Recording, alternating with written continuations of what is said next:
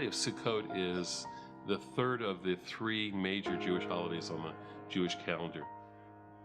This holiday, therefore, features as one of its main symbols the dwelling places of the Israelites in the desert. By capturing that, we appreciate the themes of impermanence, of transience, the fragility of life, because these are structures that are subject to the elements. And so it gives us a whole another appreciation of what it means to have a home, and also what it means, therefore, to be homeless.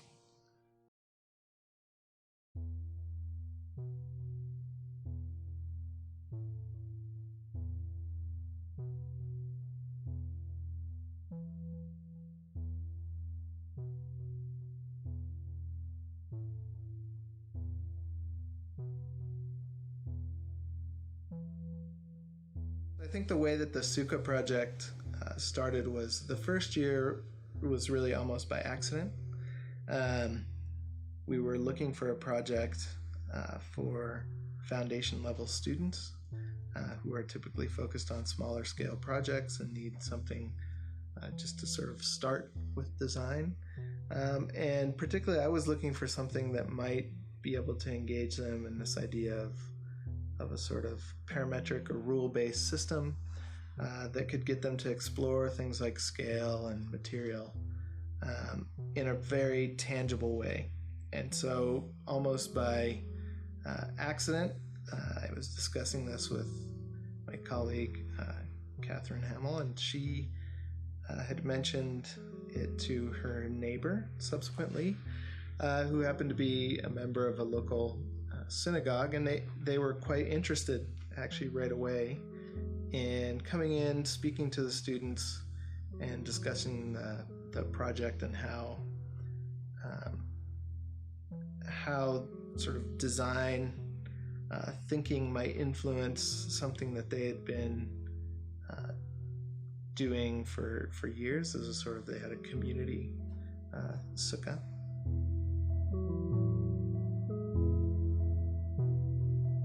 Jason was looking at some pictures of some sukkahs on his, I saw it on the screen, and I asked him what that was. And he said it was a sukkah, and I had no idea what that was. And then he said he was thinking of doing that as one of the smaller projects in the studio too, that he and I were each teaching a separate section. To see this go from an idea to a college course to now really what is 5 years of the Sukkah competition with the Department of Architecture at the university, to me has been just a fabulous, fabulous endeavor. How great that we as a congregation have this as a sort of almost an outreach. I use that with quotations to the university and the Department of Architecture.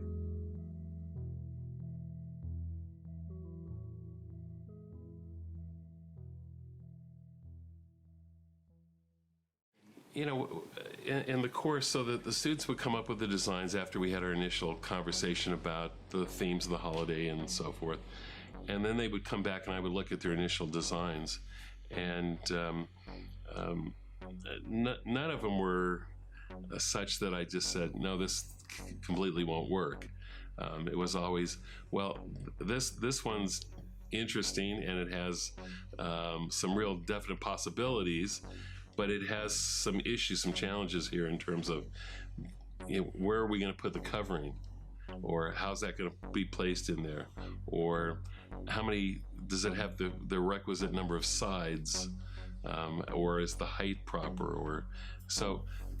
You know, I would sort of steer them in those directions, but as for their ideas, I tried to get those to be flexible enough and to adapt them so that they would constitute an acceptable religious framework for the design.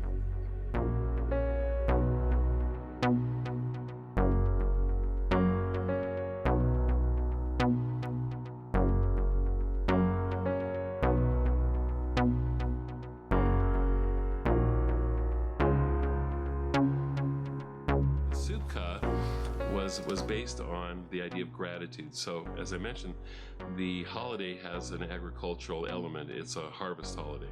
It's a Thanksgiving holiday. It's a biblical Thanksgiving holiday. So, people are sharing the bounty of their produce, of what they've grown, with each other, and this is the food that's going to last them through the winter. So it's a very important time. Like any harvest, there's a sense of anxiety about it. You don't know whether the weather's going to cooperate, whether you're going to have a plague of locusts come and eat all of your crops. It's just always a little bit of a precarious time in people's lives. So when the harvest does come in, people are grateful and they see what they have, and that's where the expression of gratitude comes from. And so the holiday is an expression of gratitude to God, who's, from a religious point of view, the author of all life and nature in particular. So the idea of connecting it to food was a very logical one. I mean, it really made a lot of sense. And putting the cans in the holes really made it something where people literally could come and take food if they were hungry. So let those who were hungry come and eat. And people did take cans out. There was one congregant that said to me, "Rabbi, there's people taking food from the sukkah." And I said, "Yeah, that's exactly what it's meant to be. It's meant to be a food pantry in a sense. It's a place where people can contribute their excess, and people that are in need can take." And that was exactly what we wanted to happen. The food that was eventually left, and I think there were about 700 holes for food. We filled up the whole sukkah, and so we had this just wonderful donation that we were able to make to the food banks. And that was a really positive thing. So it combined celebrating the holiday and giving tangible expression to the idea of gratitude, not just through words, but through action. Bringing communities together was an integral aspect of this for me. I think having the university and the synagogue family and community engaged gives us an opportunity to bring cultures together. And within the synagogue family, a Jewish community has existed in our larger Calgary-wide community since the city was founded, really, essentially. And having bridges built in communities is always a very, very positive initiative. I think the most interesting component of that project was that it really engaged a lot of hands-on activity from the community. So there were kids putting stuff into the facade. There was it's sort of an indestructible tank compared to a lot of the other projects, which are much more, let's say, they take on board the idea of fragility in a much more explicit way than the Sukkah, which is probably the most robust of the projects.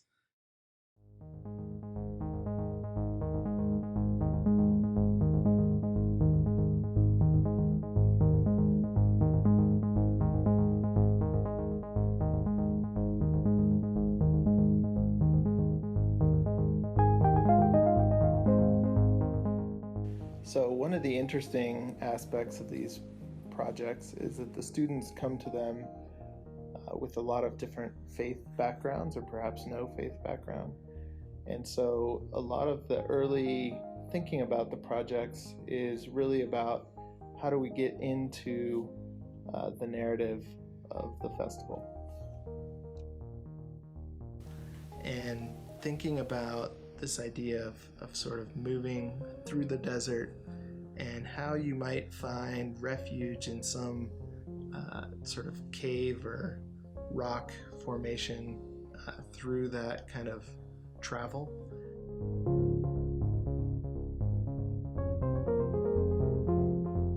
So I think that as a kind of basis, trying to ground the project in something that was not a sort of overtly religious interpretation of the object, but maybe more related to the kind of notions of refuge and kind of the tactile nature of these sort of big canyon walls in the desert.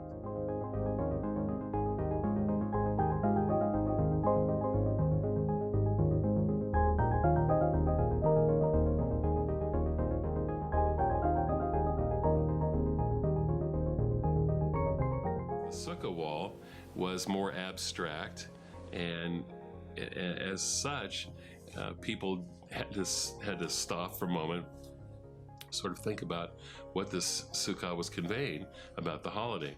And as I said, because of the undulating shape of the sukkah, it was intentional in terms of bringing people into the wilderness. So it transformed and transported people from an asphalt parking lot into the Sinai desert. And that was just fascinating.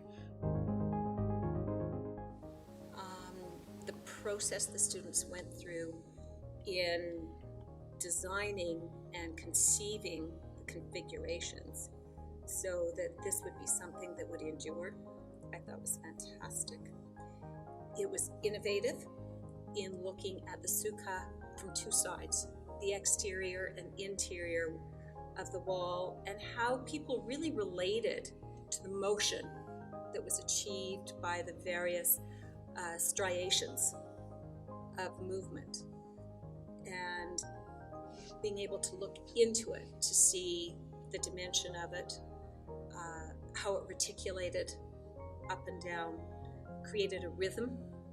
And with Sukkot, there is music engaged and happiness. It's a festival, so it had a joyful expression all on its own, and that resonated very successfully with me.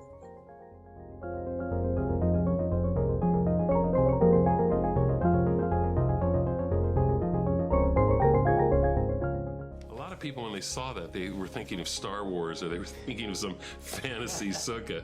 They didn't quite get the triangular route involved in it.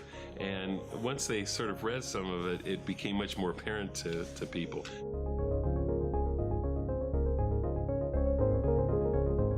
If you look at it on a map, their journey that they took was a triangulated shape, just without a closed top.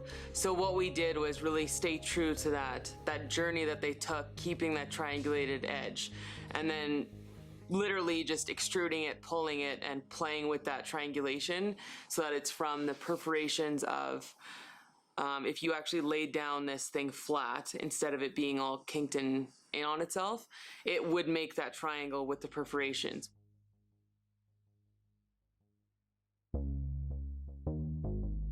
This was, by the abstract nature of it, very engaging because it forced people to see things in it, and I'm sure people saw a lot of different things as they would looking at a piece of art. The mind has an interpretive ability, but the idea of tracing the route and using that as a theme with a triangle that, of course, forms the Jewish star, all of that connected beautifully as well. And so people had a sense of movement, of, again, sort of going from point A to point B, but not in a linear fashion, but rather in a more circuitous way.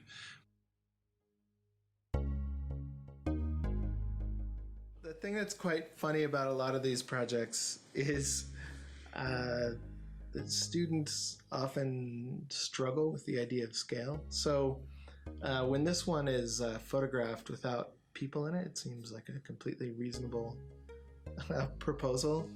But we really need like a tiny person sitting inside this one to make the scale make sense, because the idea of inhabiting this one is a bit far-fetched. That said, I think as a sort of formal and material exploration, it's actually one that was quite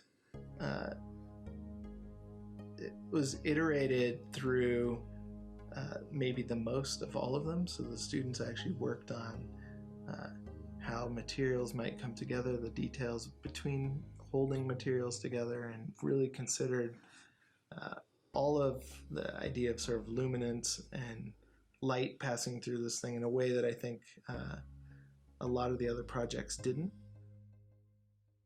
It was interesting. There was a lot of like, okay, like let's do like this weird like angle thing, and it's just like, no, like let's like just make it like a linear, like bring it down to its basic geography components, and it's a triangle. Like that's what it is. So let's keep it to that instead of trying to make like a weird, you know, like kind of triangle, kind of like, because I mean a path is never perfect in terms of walking. So we kind of kept, we narrowed it down to be as linear as possible, and then inverted that into the actual project itself.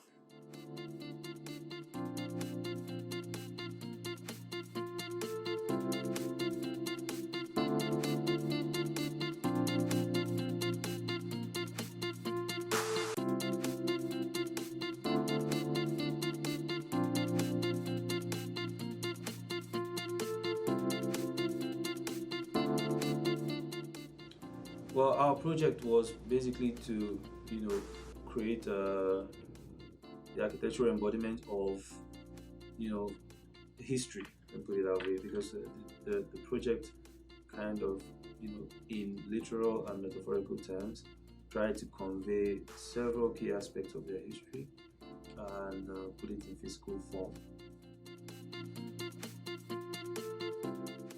It brought in another aspect of the holiday that hadn't been touched upon by the other Sukkot. So that was the one that really played on the Star of David, and used the rotating idea of the triangle to get people to imagine how the Jewish star was captured in this structure as well, symbol of Judaism. It also was the symbol of, because of the four different sort of vectors here. It was a symbol of the four species as well. So there's a lulav, etrog, arava, and hadas. These are the four different plants that are used to symbolize the harvest, and so it evoked those different symbols as well. The interesting aspects of, again, this project, which I would say is sort of building off the one before it, is this idea of a layered system. In fact, most of the projects have some sort of layering between a kind of plastic translucent material and then a sort of natural wood material. And I found that to be an interesting interpretation in all of them, in terms of how do you describe something temporary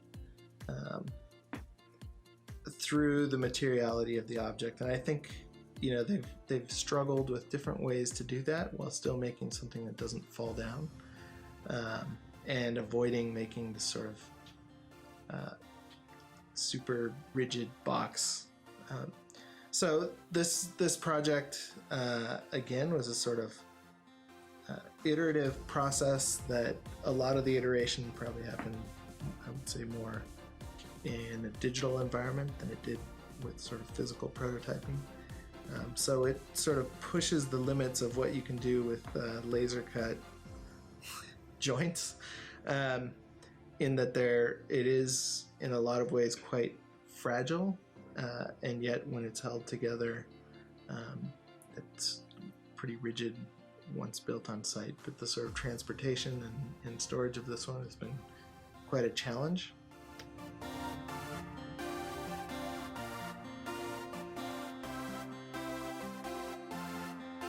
The surface of this thing is great. There's a kind of treatment of that surface that, the students spent hours with like hot air, with sort of heat guns and hair dryers and sort of boat wrap plastic, trying to get just the right kind of texture and pattern out of the surface. And I think, when you see the light pass through this thing, it's really pretty amazing. And, again, a sort of tribute to the dedication that they have to resolve these things through a kind of design process. The other thing I think with the rabbi was wonderful is how much he was open to all the ideas. I mean, one of them was, I think, an ice island that melted over time. And he quite liked the range and the interpretation of what the sukkah was about.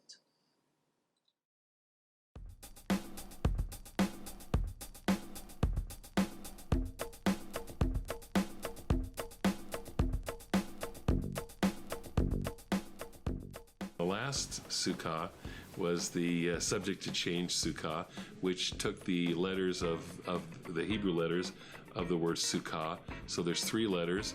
There's the closed, then there's a 3-sided, and then the hey, the last letter, is 2-sided with a kind of a partial side here. So the tradition says you can build a Sukkah in the shape of any one of those letters, and it's then proper. So those letters then evoked the different ways in which the sukkah could potentially be built, and by changing them around, it gave us a whole nother perspective on the meaning of the letters, because in Hebrew each letter has a numerical equivalent, and each letter has sort of a mystical meaning to it. So those sort of powerful messages came through by just looking at the letter. So the vision for Sukkah number 5 was that we wanted it to be different for everyone who engaged it. So there is a lot of symbolism and meaning baked into the form. So the 3 Hebrew letters for Sukkah are projected onto 3 of the elevations, and that yields a kind of space or an object. So depending on where you approach it from, and also depending on the way that the object is oriented on the ground, you're able to read it differently. There's also a lot of history in terms of the Sukkot of wandering through the desert. And so we have these sort of meandering edges that run through the form. So there's this notion of discovery and arrival that's also, again, baked into the form. Like our sukkah was in 7 parts. So constructing the first part and fabricating that first part was a steep learning curve. Yeah. But after we got that first one done, the rest went pretty smoothly. We had a good system down. We had a good kind of order of assembly and knew what we were doing. The design phase kind of consisted of about around 2 months, and during that time we came up with a bunch of ideas, tested them kind of with ourselves, making models and kind of just exploring different avenues, and then we got a design that we were happy with, and that time we kind of presented it to Shawl. So about 2 months of, well, maybe less than 2 months, maybe a month of construction, and then about a month of kind of logistics, planning, getting our fabrication files ready, lining up suppliers, lining up different fabricators that we're going to do out of house. And then it was a real kind of solid month and a half of fabrication in the shop every day, working with the CNC, playing with foam. Breathing in foam. I think the idea of embedding the sort of characters into the project, again, the kind of challenge with all of these has been, how do you communicate an idea within a formal strategy to people who are not trained in design? And so in this case, they had this really sort of smart idea of taking the kind of characters, that sort of Jewish characters that made up the words around Sukkot, and translating them into a kind of formal gesture.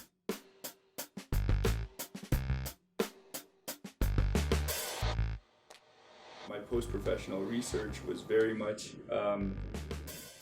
investigating computer vision and the opportunities of multiple readings on single static objects.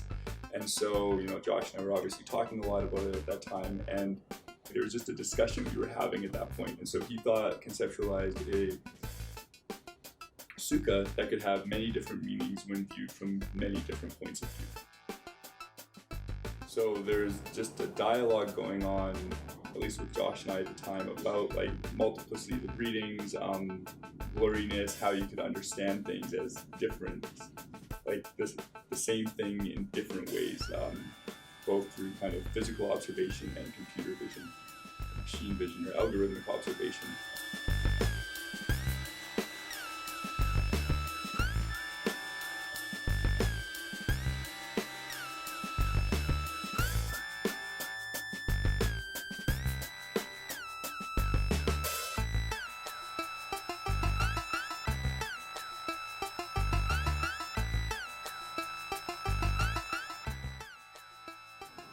Working in the laboratory for integrative design, we really try to take a holistic view of how we're going to execute the problem, and understand that moving from point A to point B is not always a straight line, but seeing how we can compartmentalize and break down the problem in a rational manner so that we can build in contingencies.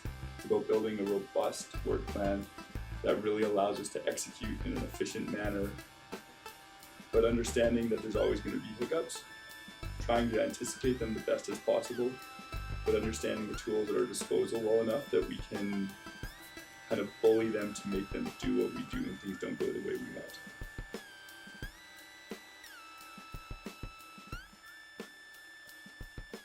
Giving the students the opportunity to learn about Jewish background, Jewish history, culture, religious beliefs, gave us the opportunity to dialogue with them about their backgrounds as well, open a much broader discussion, learn about their backgrounds, hear a little bit about that from them, and why this project resonated with them.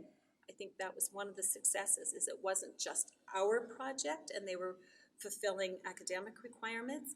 I think the fact that they took the time to learn about our beliefs, why this holiday resonates, why it's important within our festival structures, that was a real plus for us.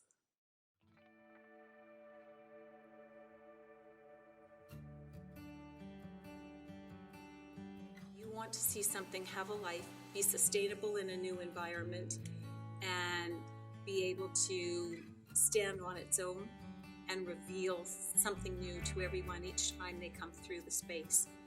And that's what this does.